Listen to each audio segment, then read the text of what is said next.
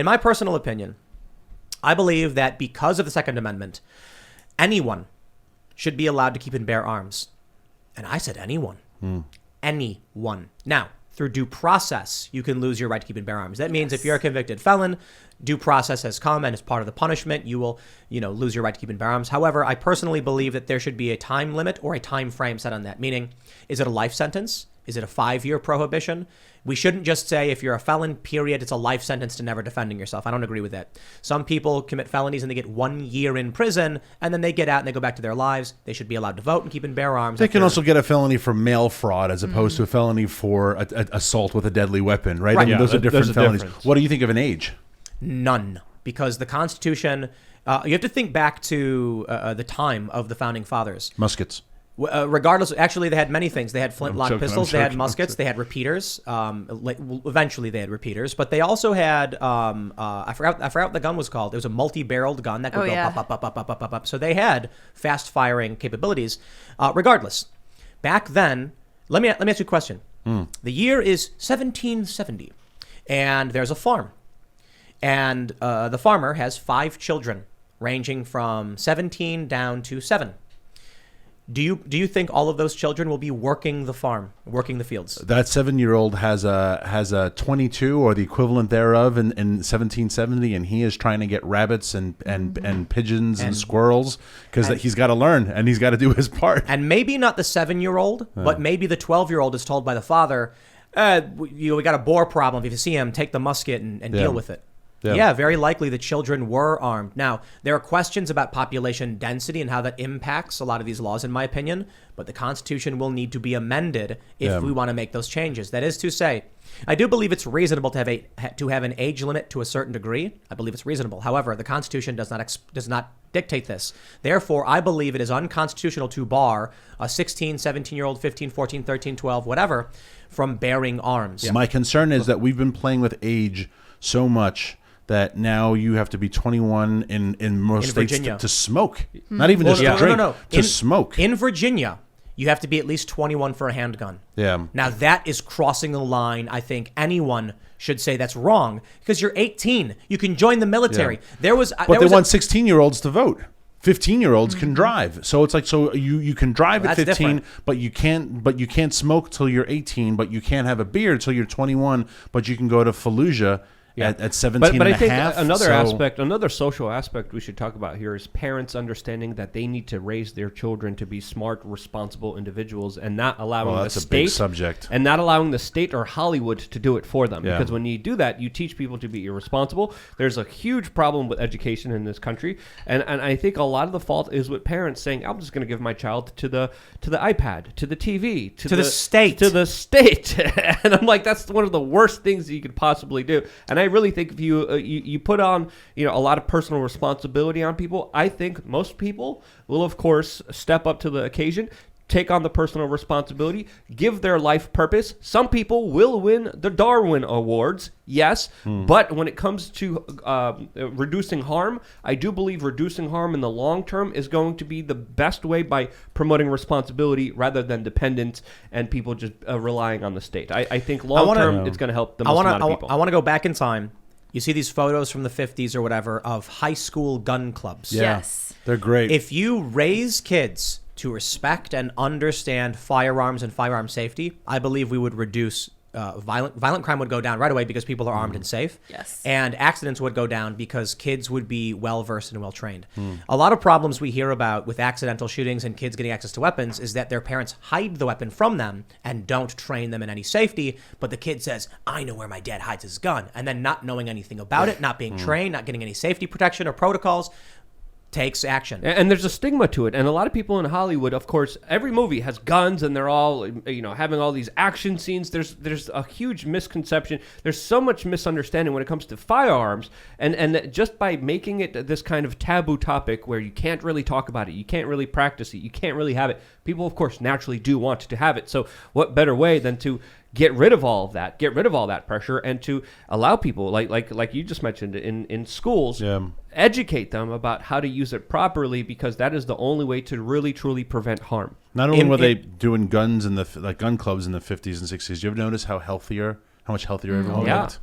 I will say, in my personal view, if I was the despot, I would say there should probably be at like age 14 a learner's permit for firearms, and this is when you can keep and bear long guns, and you can use it for school programs and for hunting in the presence of an adult.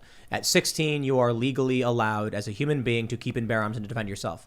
That being said, that's just my personal opinion. So long as the Second Amendment exists and it does not specify age, then I believe any law that seeks to curtail a human right of bearing arms to defend yourself is a violation of the Constitution. So I don't agree. I personally would not advocate for 12-year-olds being armed.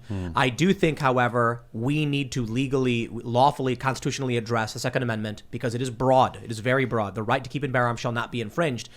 There's no age restrictions in the Constitution. Well, there are. I'm sorry. That's factually incorrect. What I mean to say is human rights. If you want to run for office, it's 25 for Congress, it's 35 for president. I believe it's, what is it? Is it 25 for Senate as well? Or it could be 30, I think. Anyway, 30 for Senate, 35 for president. Yeah. So what I'm saying is kids have free speech. They do. They have a right to free speech. So wouldn't they have a right to keep and bear arms? A child you can't violate the Fourth Amendment rights of a child. But the Second? For some reason, we allow this. Now, here's the problem I have with the age restrictions. We say, okay, then you got to be 18 to buy a weapon. We set that standard in law. And then 20 years goes by and they say, okay, now it's 21. So what?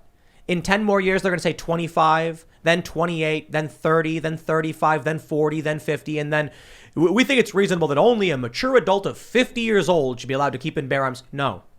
It's either you want to argue 18 because it's a threshold we have from minor to, adult. Okay, we'll argue for 18. I still think the Constitution, when it was made, they did not expect 15-year-olds to be disarmed because 15-year-olds were fighting in wars. Right. Yeah. And that's not a good thing. Child soldiers, bad thing.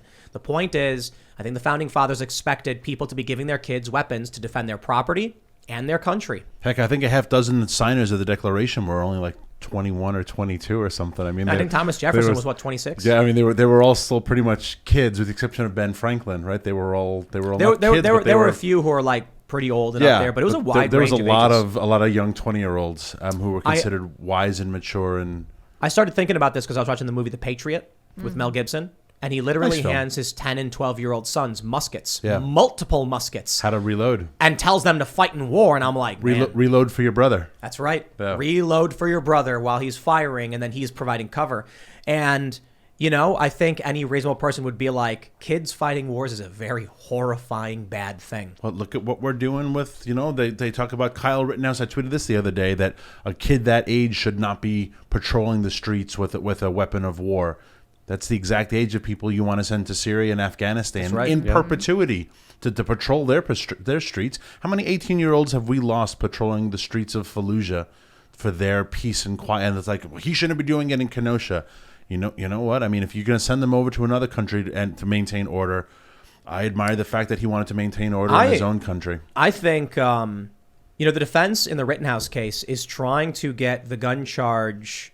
They tried to get it thrown out. I believe they tried to get it thrown out because the law in question about it is possession of a deadly weapon by someone under the age of 18.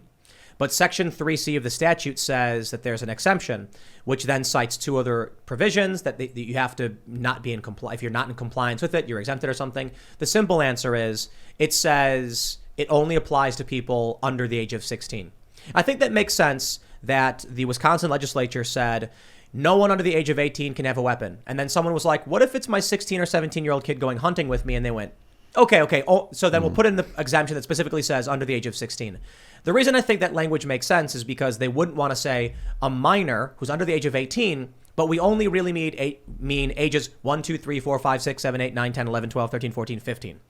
So they basically said, okay, 16 and 17 are exempt. So I think that charge, I think that should go to the jury. But I believe the judge has stated he will instruct them not to read Section 3C and the following provisions, which means they may actually convict him. That being said, the defense should probably raise a civil rights question and file a lawsuit over the charges pertaining to as a violation of the Constitution. They should make the argument that the Second Amendment does not specifically grants the right to keep and bear arms in general to all people. Ask the question, do children have a right to free speech? And the courts have already ruled yes. Do children have a right to be secure in their possessions from unlawful search and seizure? The answer is yes. Do children have a right to remain silent? They do. Then they certainly have a right to keep and bear arms. Kyle Rittenhouse should not be criminally charged as a 17-year-old of all. I mean, come on. We're not talking about a 12-year-old. We're talking about a 17-year-old who had a long gun. Arguably with an exemption, being criminally charged over it. Make a constitutional argument. Get the law thrown out. Yeah. Absolutely. I mean, it's just. I mean, we're reaching a point where lawlessness is becoming the new norm, though. So we're living in a world where certain laws don't apply to certain people. So when it comes to that aspect, we have a long wish list of things we want, but I think there's still a bigger battle at hand. There's still a lot of issues we need to address in this country when it comes to hypocrisy, when it comes to the political situation, when it comes to forces of the state being used in order to do the opposite of what is good for the people. Thanks for checking out this segment from the Timcast IRL podcast. If you want to watch live, you can check out this channel Monday through Friday at 8 p.m. And don't forget to smash that like button, subscribe to this channel, and if you want more unfiltered and uncensored content with all of these guests, go to timcast.com and become a member. All of these guests you know and love in exclusive segments on our website where we are unrestricted in what we talk about, so you'll definitely not want to miss it. Thanks for hanging out. We'll see you all next time.